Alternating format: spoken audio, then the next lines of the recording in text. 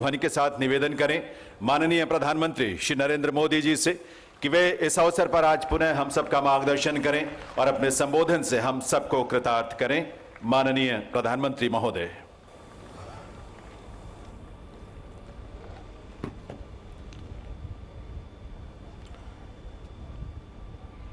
केंद्रीय मंत्रिमंडल के मेरे साथी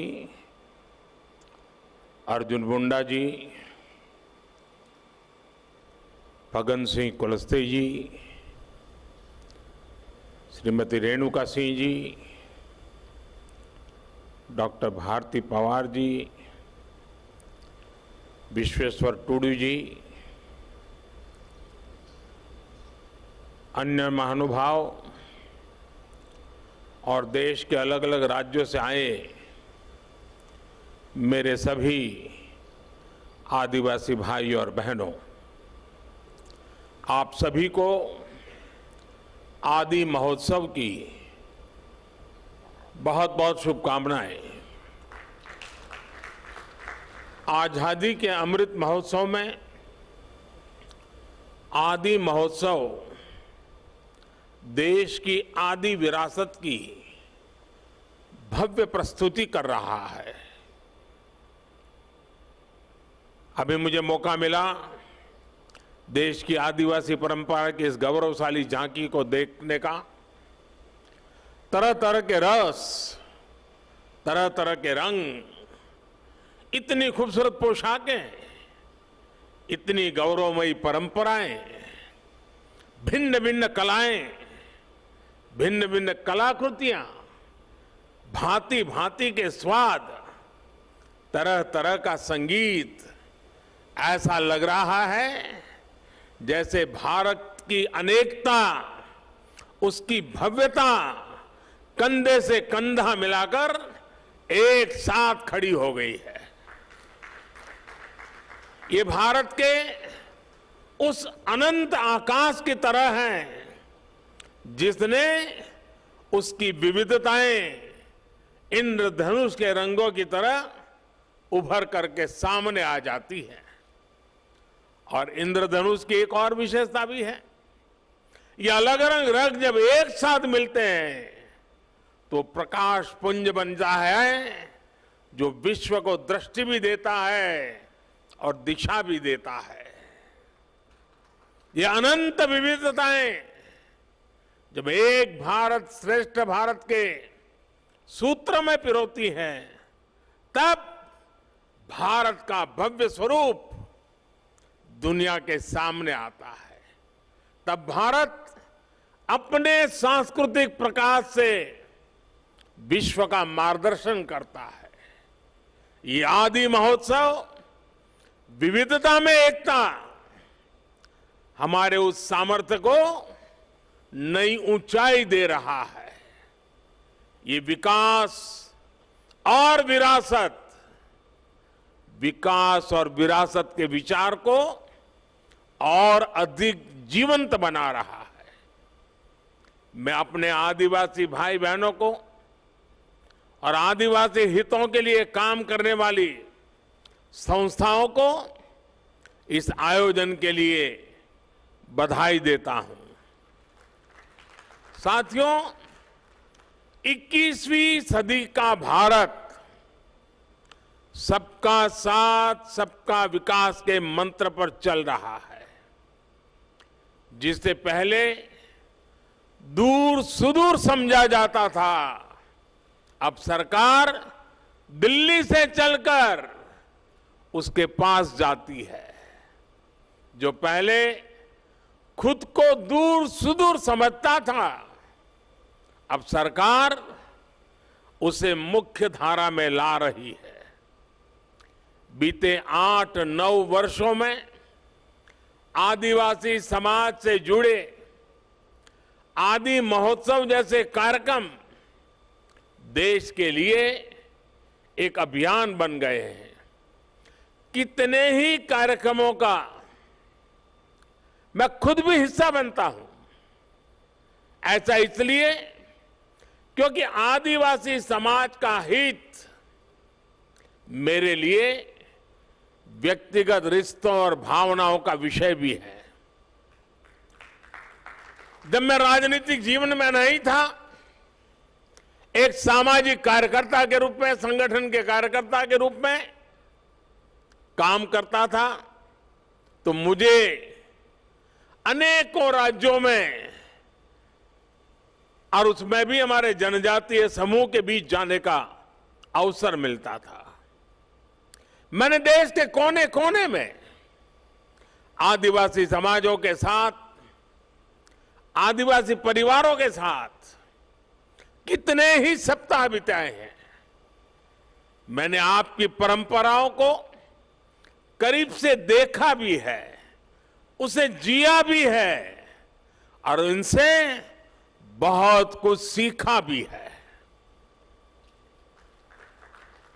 गुजरात में भी उमरगाम से अंबाजी तक गुजरात की पूरी पूर्वी पट्टी, उस आदिवासी पट्टे में जीवन के अत्यंत महत्वपूर्ण वर्ष मेरे आदिवासी भाई बहनों की सेवा में लगाने का मुझे सौभाग्य मिला था। आदिवासियों की जीवन शैली ने मुझे देश के बारे में, हमारी परंपराओं के बारे में, हमारी विरासत के बारे में बहुत कुछ सिखाया है। इसलिए जब मैं आपके बीच आता हूं तो एक अलग ही तरह का अपनत्व मुझे फील होता है। आपके बीच अपनों से जुड़ने का एहसास होता है। साथियों, आदिवासी समाज को लेकर आज देश जिस गौरव के साथ आगे बढ़ रहा है, वैसा पहले कभी नहीं हुआ है। मैं जब विदेशी राष्ट्राध्यक्षों से मिलता हूं और उन्हें उपहार देता हूं, तो मेरी कोशिश होती है कि उसमें कुछ न कुछ तो मेरे आदिवासी भाई बहनों द्वारा बनाए गए कुछ न कुछ उपहार होने चाहिए। आज भारत पूरी दुनिया के बड़े बड़े मंचों पर जाता है तो आदिवासी परंपरा को अपनी विरासत और गौरव के रूप में प्रस्तुत करता है। आज भारत विश्व को यह बताता है कि क्लाइमेट चेंज, ग्लोबल वार्मिंग, ऐसे जो ग्लोबल चैलेंजेस है ना, अगर उसका समाधान आपको चाहिए, आइए मेरे आदिवासी परंपराओं की जीवन शैली देख लीजिए, आपको रास्ता मिल जाएगा। आज जब सस्टेनेबल डेवलपमेंट की बात होती है तो हम गर्व से कह सकते हैं कि दुनिया को हमारे आदिवासी समाज से बहुत कुछ सीखने की जरूरत है। हम कैसे पेड़ों से, जंगलों से, नदियों से, पहाड़ों से हमारी पीढ़ियों का रिश्ता जोड़ सकते हैं। हम कैसे प्रकृति से संसाधन लेकर भी उसे संरक्षित करते हैं, उसका संवर्धन करते हैं। इसकी प्रेरणा हमारे आदिवासी भाई बहन हमें लगातार देते रहते हैं। और यही बात आज भारत पूरे विश्व को बता रहा है। साथियों, आज भारत के पारंपरिक और खासकर जनजातीय समाज द्वारा बनाए जाने वाले प्रोडक्ट्स की डिमांड लगातार बढ़ रही है। आज पूर्वोत्तर के प्रोडक्ट्स विदेशों तक में एक्सपोर्ट हो रहे हैं। आज बैम्बू से बने उत्पादों की लोकप्रियता में तेजी से वृद्धि हो रही है। आपको याद होगा, पहले की सरकार के समय बैम्बू को काटने और उसके इस्तेमाल पर कानूनी प्रतिबंध लगे हुए थे।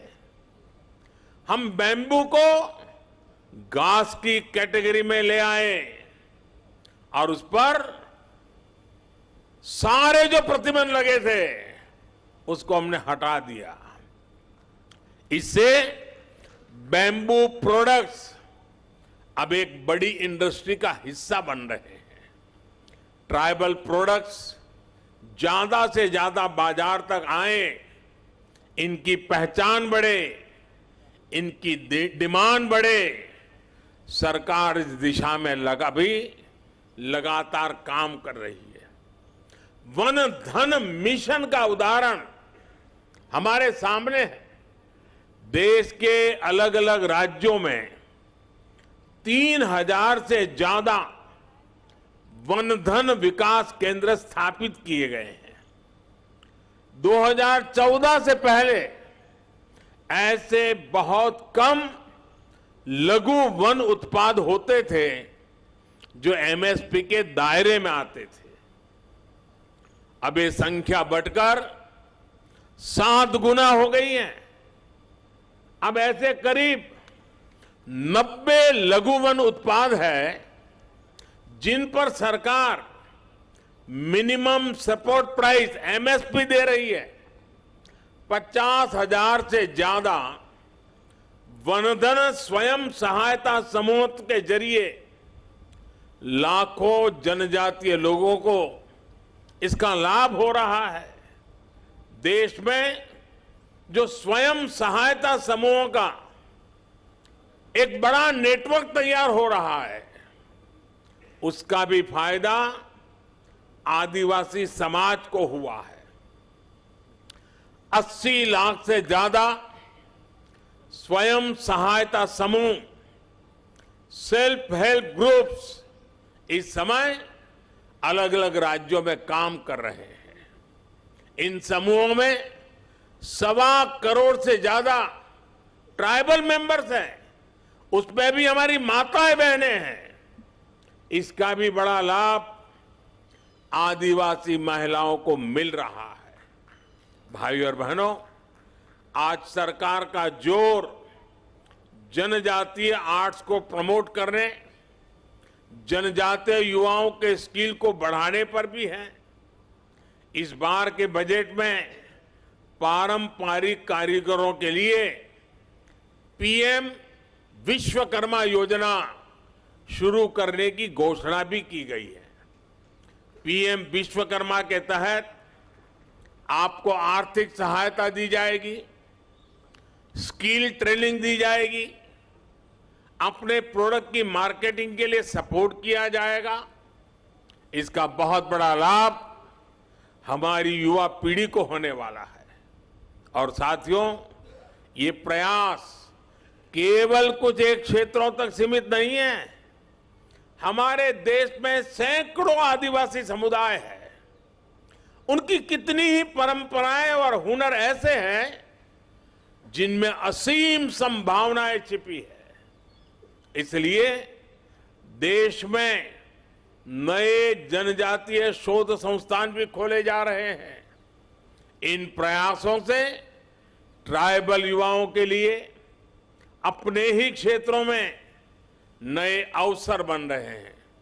साथियों, जब मैं 20 साल पहले गुजरात का मुख्यमंत्री बना था तो मैंने वहां एक बात नोट की थी। वहां आदिवासी बेल्ट में जो भी स्कूल थे, इतना बड़ा आदिवासी समुदाय था, लेकिन पिछली सरकारों को आदिवासी क्षेत्रों में साइंस स्ट्रीम की स्कूलें बनाने में प्राथमिकता नहीं थी। अब सोचिए, जब आदिवासी बच्चा साइंस ही नहीं पढ़ेगा तो डॉक्टर इंजीनियर कैसे बनता? इस चुनौती का समाधान हमने उस पूरे बेल्ट में आदिवासी क्षेत्र के स्कूलों में साइंस की पढ़ाई का इंतजाम करके किया। आदिवासी बच्चे देश के किसी भी कोने में हो, उनकी शिक्षा, उनका भविष्य, ये मेरी प्राथमिकता है। आज देश में एकलव्य मॉडल आदिवासी विद्यालयों की संख्या में 5 गुना की वृद्धि हुई है। 2004 से 2014 के बीच 10 वर्षों में केवल 90 एकलव्य आदिवासी स्कूल खुले थे, लेकिन 2014 से 2022 तक इन 8 वर्षों में 500 से ज्यादा एकलव्य स्कूल स्वीकृत हुए हैं।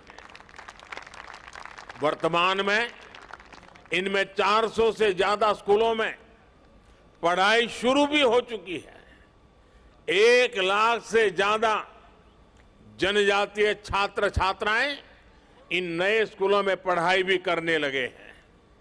इस साल के बजट में ऐसे स्कूलों में करीब 40,000 से भी ज्यादा शिक्षकों और कर्मचारियों को भर्ती की भी घोषणा की गई है। अनुसूचित जनजाति के युवाओं को मिलने वाली स्कॉलरशिप में भी 2 गुने से ज्यादा की बढ़ोतरी की गई है। इसका लाभ 30 लाख विद्यार्थियों को मिल रहा है। साथियों, आदिवासी युवाओं को भाषा की बाधा के कारण बहुत दिक्कत का सामना करना पड़ता था, लेकिन नई राष्ट्रीय शिक्षा नीति में मातृभाषा में पढ़ाई के विकल्प को भी खोल दिए गए हैं। अब हमारे आदिवासी बच्चे, आदिवासी युवा अपनी भाषा में पढ़ सकेंगे, आगे बढ़ सकेंगे। साथियों, देश जब आखिरी पायदान पर खड़े व्यक्ति को अपनी प्राथमिकता देता है तो प्रगति के रास्ते अपने आप खुल जाते हैं। हमारी सरकार वंचितों को वरीयता, यही मंत्र को लेकर देश विकास के लिए नए आयाम छू रहा है। सरकार जिन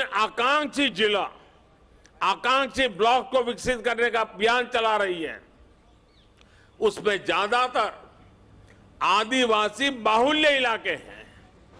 इस साल के बजट में अनुसूचित जनजातियों के लिए दिया जाने वाला बजट भी 2014 की तुलना में 5 गुना बढ़ा दिया गया है।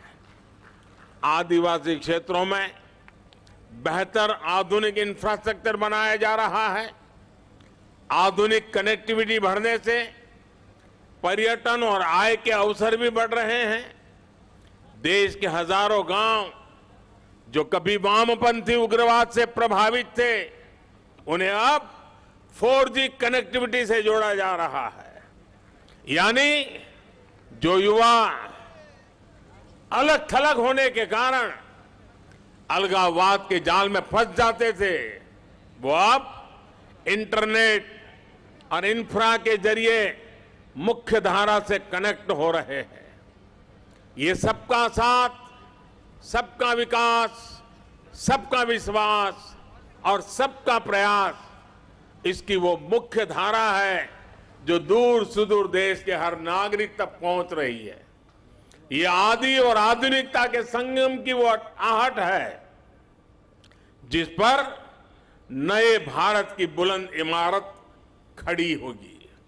साथियों, बीते 8-9 वर्षों में आदिवासी समाज की यात्रा इस बदलाव की साक्षी रही है कि देश कैसे समानता और समरसता को प्राथमिकता दे रहा है।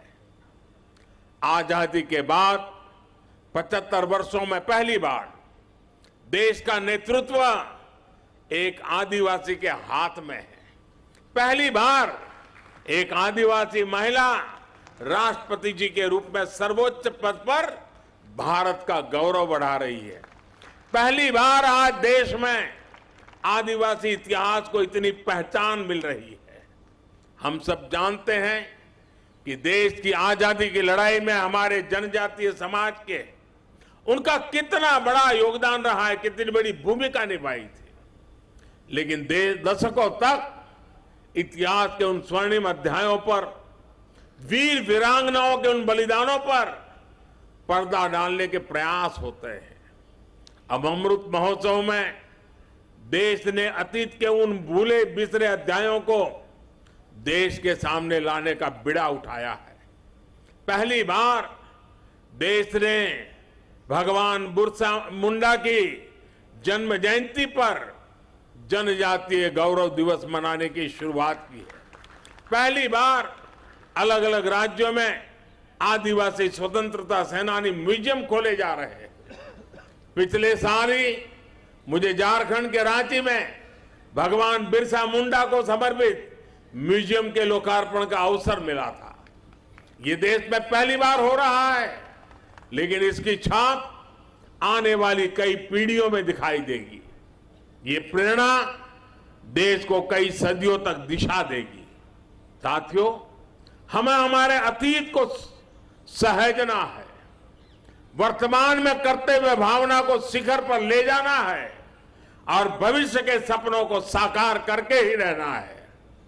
आदि महोत्सव जैसे आयोजन इस संकल्प को आगे बढ़ाने का एक मजबूत माध्यम है। हमें इसी एक अभियान के रूप में आगे बढ़ाना है, एक जन आंदोलन बनाना है। ऐसे आयोजन अलग अलग राज्यों में भी ज्यादा से ज्यादा होने चाहिए। साथियों, इस वर्ष पूरा विश्व भारत की पहल पर इंटरनेशनल मिलेट ईयर भी मना रहा है। मिलेट्स, जिसे हम आमतौर भाषा में मोटे अनाज के रूप में जानते हैं, और सदियों से हमारे स्वास्थ्य के मूल में ये मोटा अनाज था और हमारे आदिवासी भाई बहन के खान पान का वो प्रमुख हिस्सा हो रहा है। अब भारत ने ये मोटा अनाज, जो एक प्रकार से सुपर फूड है, इस सुपर फूड को श्री अन्न की पहचान दी है। जैसे श्री अन्न बाजरा, श्री अन्न ज्वार, श्री अन्न रागी, ऐसे कितने ही नाम हैं। यहां के महोत्सव के फूड स्टॉल पर भी हमें श्री अन्न का स्वाद और सुगंध देखने को मिल रही है। हमें आदिवासी क्षेत्रों के श्री अन्न का भी ज्यादा से ज्यादा प्रचार प्रसार करना है। इसमें लोगों को स्वास्थ्य का लाभ तो होगा ही, आदिवासी किसानों की आय भी बढ़ेगी। मुझे भरोसा है अपने इन प्रयासों से हम साथ मिलकर विकसित भारत के सपने को साकार करेंगे। और जब मैं आज मंत्रालय ने दिल्ली में इतना बड़ा आयोजन किया है, देश भर के हमारे आदिवासी भाई बहन अनेक विविधतापूर्ण चीजें बना करके यहां लाए हैं। खास करके खेत में उत्पादन उत्तम चीजें यहां लेकर के आए हैं। मैं दिल्ली वासियों को, हरियाणा के नजदीक के गुरुग्राम वगैरह इलाके के लोगों को, उत्तर प्रदेश के नोएडा गाजियाबाद के लोगों को आज यहां से सार्वजनिक रूप से आग्रह करता हूं, जरा दिल्ली वासियों को विशेष आग्रह करता हूं कि आप बड़ी तादाद में आइए। आने वाले कुछ दिन ये मेला खुला रहने वाला है। आप देखिए दूर सुदूर जंगलों में इस देश की कैसी कैसी ताकतें देश का भविष्य बना रही है। जो लोग हेल्थ कॉन्शियस है,